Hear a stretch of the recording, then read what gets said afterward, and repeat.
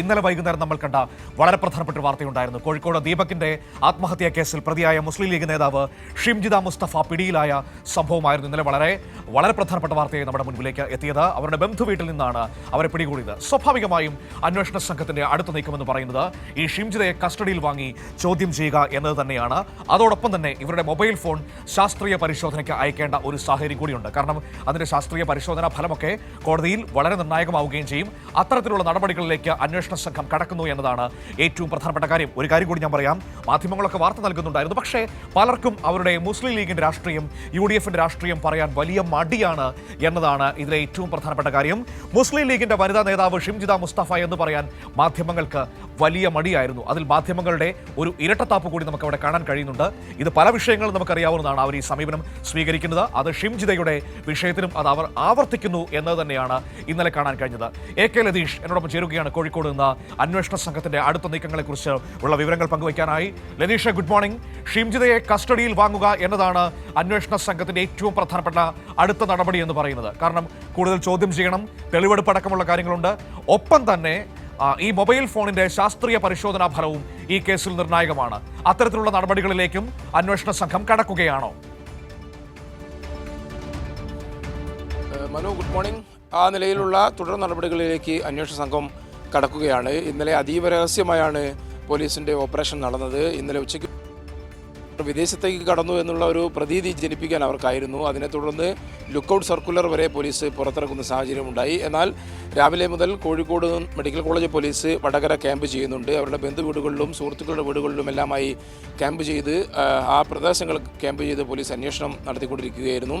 2 മണിയോടുകൂടിയാണ് അവരെ ഒരു ബന്ധുവീട്ടിൽ വെച്ച് പോലീസ് കസ്റ്റഡിയിലെടുക്കുന്നത്. മഫ്റ്റിയിലെത്തിയ പോലീസ്, സ്വകാര്യ വാഹനത്തിൽ മഫ്റ്റിയിലെത്തിയ പോലീസ് സംഘമാണ് ഷിംജിതയെ കസ്റ്റഡിയിലെടുത്ത് കൊണ്ടുപോകുന്നത്. എന്തായാലും കൊയിലാണ്ടി താലൂക്ക് ആശുപത്രിയിൽ വൈദ്യപരിശോധന പൂർത്തിയാക്കി കോഴിക്കോട് മെഡിക്കൽ കോളേജ് പോലീസ് സ്റ്റേഷനിലേക്ക് വലിയ ആൾക്കൂട്ടം അവിടെ തമ്പടിച്ച സാഹചര്യത്തിൽ അവിടേക്ക് കൊണ്ടുവരാതെ നേരിട്ട് കോടതിയിൽ ഹാജരാക്കി റിമാൻഡ് ചെയ്യുകയായിരുന്നു. നിലവിൽ മഞ്ചേരി വനിതാ സബ് ജയിലിലാണ് ഷിംജിതയുള്ളത്. 14 ദിവസത്തേക്കാണ് കോടതി ഷിംജിതയെ റിമാൻഡ് ചെയ്തത്. എന്തായാലും അരീക്കോട് ഗ്രാമപഞ്ചായത്തിലെ കഴിഞ്ഞ ഭരണസമിതിയിലെ മുസ്ലിം ലീഗിൻ്റെ ജനപ്രതിനിധിയായി പ്രവർത്തിച്ച വനിതാ നേതാവാണ് ഷിംജിത മുസ്തഫ. അവരുടെ സ്വന്തം വീടാണ് വടകര, ഭർത്താവിൻ്റെ വീടാണ് അരീക്കോടുള്ളത്. എന്തായാലും അരീക്കോട് ഗ്രാമപഞ്ചായത്തിലാണ് അവർ ഗ്രാമപഞ്ചായത്ത് മെമ്പറായി സേവനം അനുഷ്ഠിച്ചത് അല്ലെങ്കിൽ പ്രവർത്തിച്ചത്.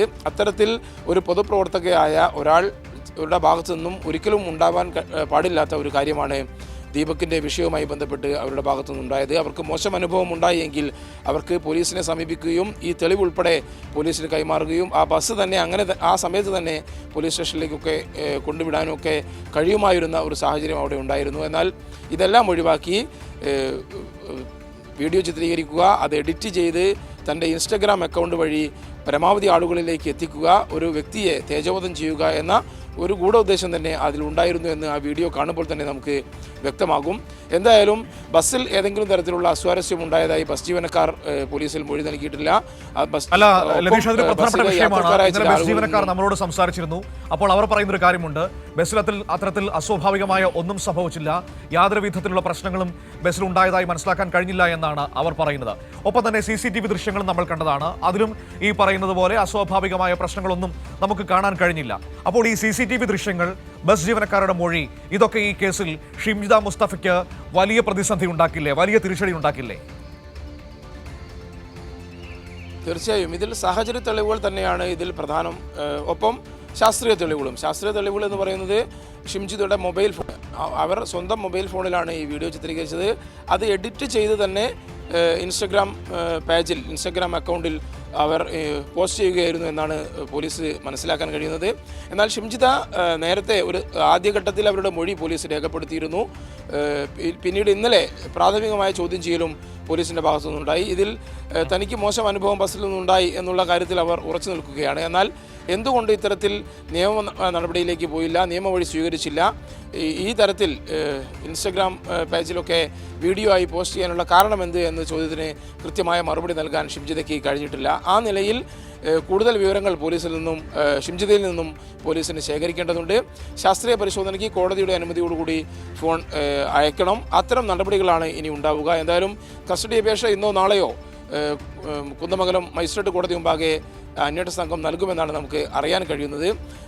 വലിയ പ്രതിഷേധം ഷിംജിതയ്ക്കെതിരെ സമൂഹത്തിൻ്റെ വിവിധ കോണുകളിൽ നിന്ന് ഉയർന്നിരുന്നു. കാരണം സ്ത്രീ സുരക്ഷാ നിയമം പോലും കാറ്റിൽ പറത്തി, അല്ലെങ്കിൽ അത്തരത്തിൽ സ്ത്രീകളുടെ സുരക്ഷിതത്വം മുൻനിർത്തിയാണ് സ്ത്രീ സുരക്ഷാ നിയമം കർശനമായി നടപ്പാക്കാൻ രാജ്യത്തെമ്പാടും അത്തരമൊരു തീരുമാനമുണ്ടായത്. ഇടയായ സാഹചര്യമൊക്കെ ഡൽഹിയിലെ കൂട്ടബലാത്സംഗം ഉൾപ്പെടെയുള്ള കാര്യങ്ങളൊക്കെ നമുക്കറിയാവുന്നതാണ്. അത്തരത്തിൽ സ്ത്രീകളുടെ സുരക്ഷ മുൻനിർത്തി ഉണ്ടാക്കിയ ഒരു നിയമത്തെ പോലും കാറ്റിൽ പറത്തിക്കൊണ്ട് അതിനെ പോലും വകവെക്കാതെ ഇത്തരത്തിൽ ഒരു സ്ത്രീയുടെ ഭാഗത്തു നിന്ന് തന്നെ ഏറ്റവും മോശമായൊരു സമീപനം ഉണ്ടായതിനെതിരെ വലിയ പ്രതിഷേധം സമൂഹത്തിൻ്റെ വിവിധ കോണുകളിൽ നിന്നും ഉയർന്നു വന്ന സാഹചര്യം കൂടിയുണ്ട്. അത്തരം കാര്യങ്ങളെല്ലാം പരിഗണിച്ചുകൊണ്ട് തന്നെയാണ് ഇത്തരത്തിൽ ദീപകിൻ്റെ ആത്മഹത്യയ്ക്ക് ശേഷം ബന്ധുക്കൾ നൽകിയ പരാതിയിൽ ഷിംജിതയ്ക്കെതിരെ ആത്മഹത്യാ പ്രേരണ കുറ്റം ചുമത്തിയത്. അത് സ്റ്റേഷൻ ജാമ്യം ലഭിക്കുന്ന വകുപ്പല്ല. സ്വാഭാവികമായും ഹൈക്കോടതി ഉൾപ്പെടെ സമീപിച്ചാൽ മാത്രമായിരിക്കും ജാമ്യത്തിനുള്ള സാധ്യതയെങ്കിലും ഷിംജിതയ്ക്ക് ഉണ്ടാവുക എന്നാണ് നമുക്ക് മനസ്സിലാക്കാൻ കഴിയുന്നത്. എന്തായാലും നിലവിൽ ഷിംജിതയുടെ അഭിഭാഷകർ കോടതിയെ ജാമ്യത്തിനായി സമീപിച്ചിട്ടുണ്ട്. എന്നാൽ ജാമ്യം വളരെ എളുപ്പത്തിൽ കീഴ്ക്കോടതിയിൽ നിന്നും ലഭിക്കുന്ന ഒരു സാഹചര്യം ഇത്തരം കേസുകളിൽ ഉണ്ടാവാറില്ല. എന്തായാലും പോലീസിന്റെ നടപടിക്രമങ്ങളുമായി ഷിംജിത മുസ്തഫ ജാമ്യ ഹർജി മൂവ് ചെയ്തോ രതീഷ്? ഷിംജിതയ്ക്കായ കോടതിയിൽ ഇന്നലെ കുന്ദമംഗലം കോടതിയിൽ ഹാജരായ അഭിഭാഷകൻ ജാമ്യ ഹർജി മൂവ് ചെയ്തു എന്നാണ് അദ്ദേഹം പറഞ്ഞത്. എന്നാൽ അത് എത്രത്തോളം കൃത്യമാണെന്ന് നമുക്ക് മനസ്സിലാക്കാൻ സാധിച്ചിട്ടില്ല. കാരണം ഇന്നലെ വൈകിട്ടോടു കൂടിയാണ് 5 മണിയോട് കൂടിയാണ് ഷിംജിതയെ കുന്ദമംഗലം 1ാം ക്ലാസ് മജിസ്ട്രേറ്റ് കോടതി മുമ്പാകെ എത്തിച്ചത്. എന്തായാലും ഇവരുടെ റിമാൻഡ് റിപ്പോർട്ട് ഉൾപ്പെടെ ലഭിച്ചാൽ മാത്രമായിരിക്കും കൂടുതൽ കാര്യങ്ങൾ ഈ പ്രതിഭാഗത്തിനും കോടതിക്ക് മുമ്പാകെ അവതരിപ്പിക്കാൻ കഴിയുക.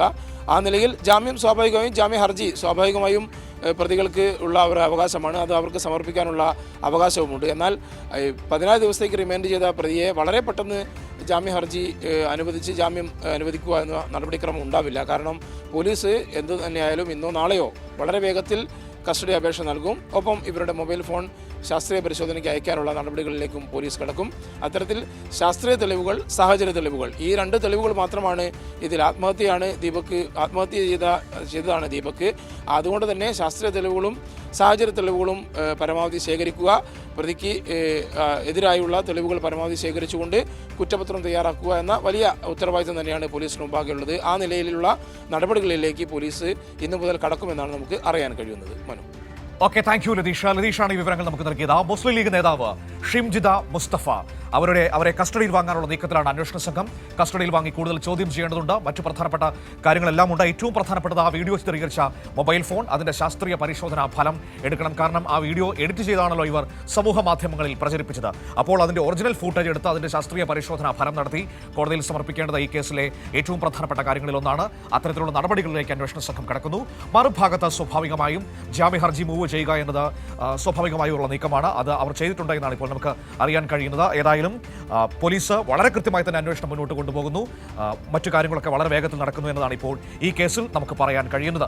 വിവരങ്ങളാണ് ലതീഷ് നമുക്ക് നൽകിയത്. ഒരു കാര്യം കൂടി നമ്മൾ ഒരിക്കൽ കൂടി പറയേണ്ടി വരും. അവർ മുസ്ലിം ലീഗ് നേതാവാണ് എന്ന കാര്യം പ്രധാനപ്പെട്ട മാധ്യമങ്ങൾ, അതിപ്പോൾ പത്രങ്ങളായിക്കോട്ടെ ചാനലുകളായിക്കോട്ടെ, മറച്ചുവെക്കുന്നു എന്നതാണ് അതിലെ രാഷ്ട്രീയമായ ഇരട്ടത്താപ്പ്. അവരുടെ രാഷ്ട്രീയം കേരളത്തിന്റെ പൊതുസമൂഹം ചർച്ച ചെയ്യരുത് എന്ന വലിയ ലക്ഷ്യം മാധ്യമങ്ങൾക്കുണ്ട്. അതിന്റെ ഭാഗമായിട്ട് തന്നെയാണ് അത്തരത്തിലുള്ള നടപടി എന്നുകൂടി പറയേണ്ടി വരും.